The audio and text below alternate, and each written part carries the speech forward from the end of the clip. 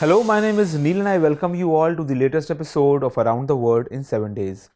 Upon reading the history of different countries of the world, you will find it interesting to note that no country has remained untouched by the game of political checkmate.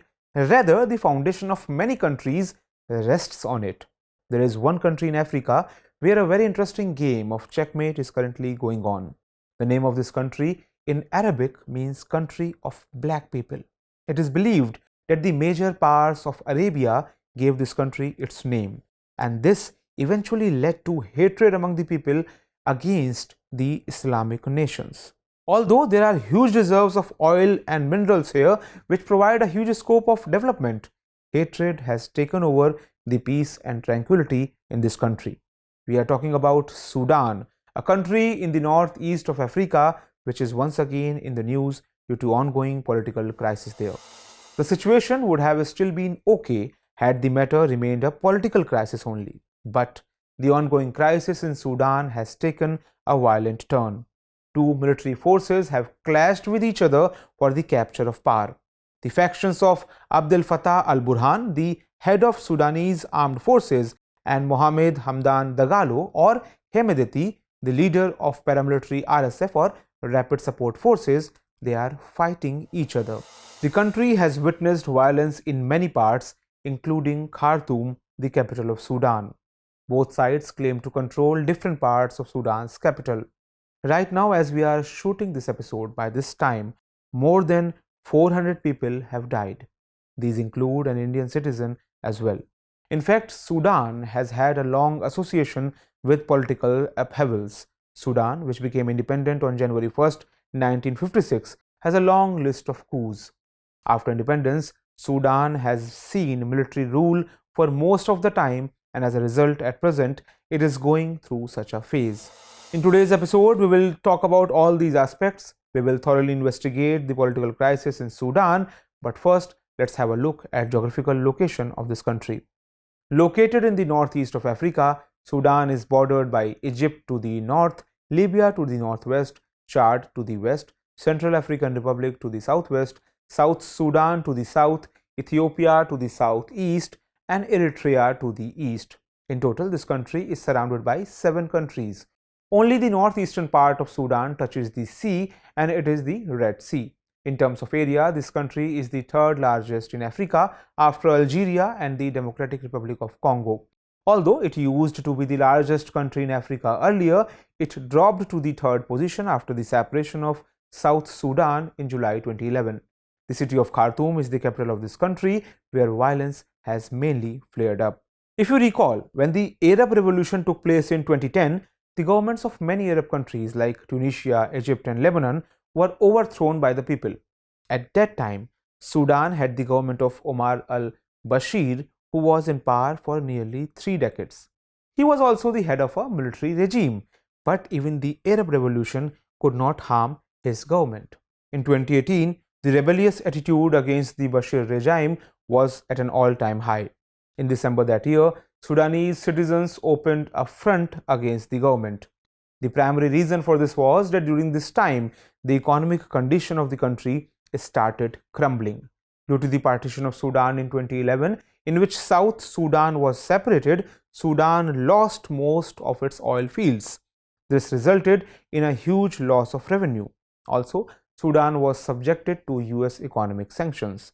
Due to the cut in bread and fuel subsidy, people's lives were affected so much that people took to the streets. The streets of the capital Khartoum were filled with people, and the demand for a change of government began to rise. As a consequence of these developments, Bashir's government fell in April 2019. Bashir's government was a military government. Now here you will be surprised to know that the one who overthrew this government was none other than the army itself. Faced with growing resentment against Bashir's government, the army ousted Bashir from power, and General Abdel Fattah al-Burhan became the new head of the government. However, the public demand raging against the government was not only to remove Bashir from power, rather, people wanted to see a democratic government functioning in the country. Therefore, it was decided that an interim government would be formed in which both the army and the civilians would participate. It was named the Sovereign Council. The term of this interim government was kept for 4 years, that is till 2023. It was decided that in 2023 the power will be handed over to a civilian government. This interim government was formed in August 2019. But in 2021 itself, the tables turned and the army completely captured the power again. Many ministers, including the Prime Minister, were put under house arrest. Since then, there has been a struggle in Sudan demanding the transfer of power to the civilian government. Army and the RSF are running the country through the Sovereign Council. However, the real command of the government lies in the hands of Army Chief General Abdel Fattah al-Burhan. He is, in a way, the president of the country. Sovereign Council Deputy and RSF Chief Hemedti is the country's second in command. There is a dispute in Sudan over the proposed plan to merge the RSF with the army.